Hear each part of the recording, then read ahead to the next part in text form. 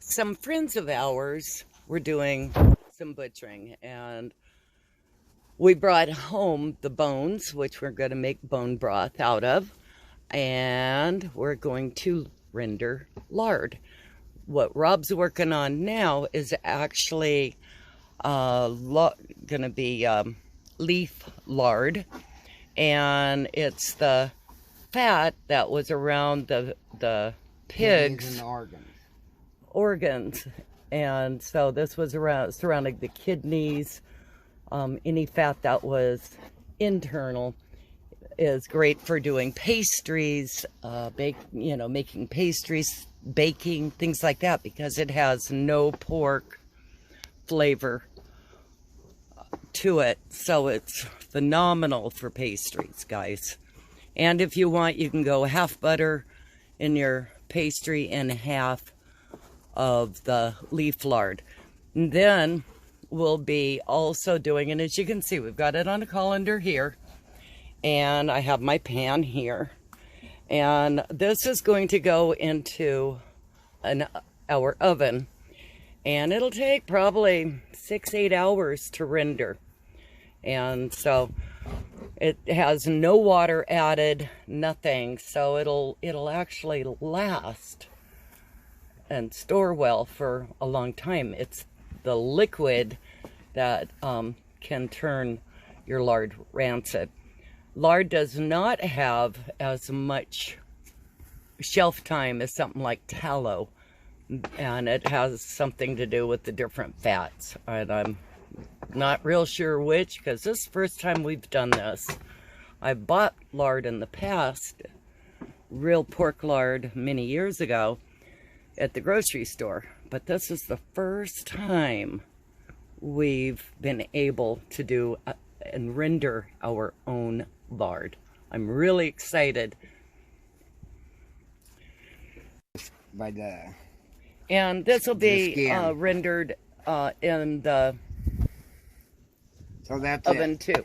But this one here, let me show you, because that's regular lard, the regular fat. And this is the real soft, delicate fat. See, there's a big difference there. You'll be able to notice it. And in the videos, I was worried I wouldn't recognize it because it looks different frozen. Yeah. Yeah, what Rob's cutting up right now is the leaf lard. Great for baking. And we have that much fat to render. Whoa. This was the stuff inside the bag. So this is probably from the kidneys. Huh. See, once it comes off, it's real soft still. Yep. I wonder if I can get a better look over this way.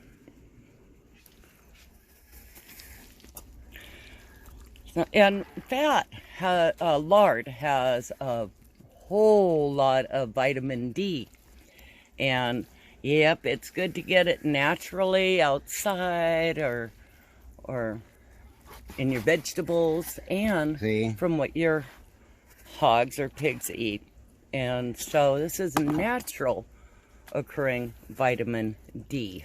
And Americans do not get the bag off of it's hard. They do not usually get enough vitamin D in their body. And Rob's saying the what's hard? It has the membrane around it. Oh, the membrane. The membrane is really hard to cut. See? Mm-hmm. So we'll have cracklings later. Yeah, that makes I'll show you the whole process. But as the fat is heated here, it's going to drop into the bottom of the pan, and we will have great lard. See, then it cuts just like butter. I can just push the knife along it, and it just cuts it. Yeah.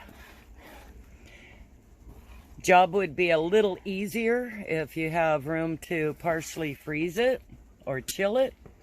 But you know what? This seems to be working pretty darn good right now. Do it about an inch in inch chunks, and that'll help it to go quicker. A lot of people will put the fat in a meat grinder and break it down that way.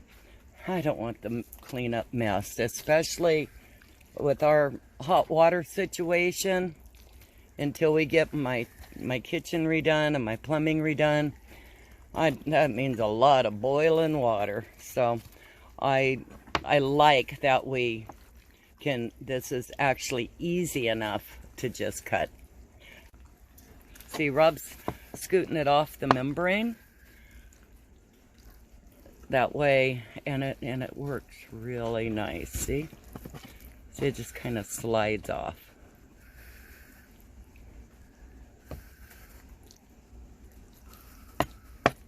Very good. Thank you, Rob.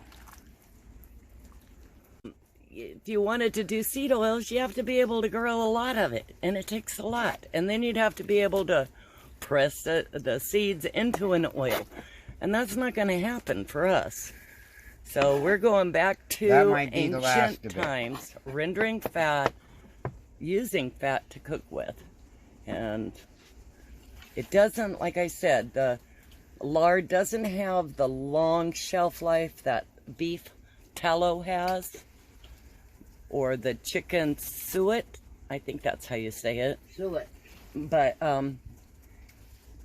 chicken fat, it tastes great for this cooking. Piece you can put in I've your actually bone done broth. that. Aha, we got something for the bone broth here. Yeah, that can go with the fat. Yeah, because we want to keep as much of the meat out of the lard, or soon, you know, the rendering. Okay. Now, Rob, you said your grandma used to... Yeah, my grandma used to do it all the time, but she did it on top of the stove. We're going to do it in the oven, but she was constantly stirring it. Mm-hmm. And so it wouldn't burn. And you can do that. I have mostly stainless steel pots, and they do burn on the bottom, and I'm not going to risk it with the lard. So, but there, you can also put it in a crock pot, but some people add water to it, which I would not. Others just go ahead and add it. This is going to fill this. Oops. Cut a little yeah, look at, guys. We got a whole colander full. Might make, depending, we might be able to get 1.5 quarts, maybe 2 quarts out of it. We'll see.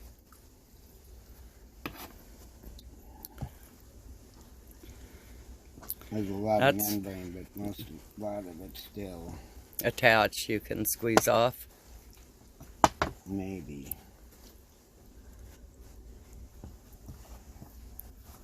Or we could put the whole membrane in it. Yeah, you could, actually. Or we could put the membrane in with the other. I think this might plug up your colander. Yeah, we'll just put it with the other, because I know we're going to have cracklings afterwards. So, when all's said and done here. And I could not believe when we were cutting up this pork, it's not white-ish or light pink. Red meat. It's red. You'd swear almost up and down it was a beef, because it's such a deep red color. Nothing at all like what you buy at the grocery store.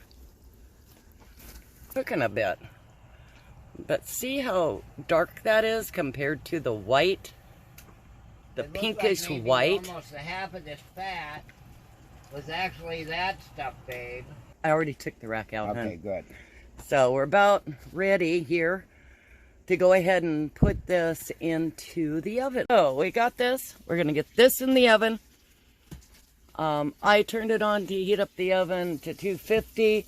We'll be bringing it back down to like 225, and then I'll bring it down even more because I don't want to risk anything burning or getting too dark. I want to keep this as low and pure as possible. This is what's happening to the leaf lard. and or the leaf fat. Under, 'cause I'm not gonna. Ooh, and we've got a little bit down there, down in there. Sweet. Here is our leaf lard, rendered and bottled. And as you can see, it's really a nice light, like a white or creamy white color. And this is the one for baking.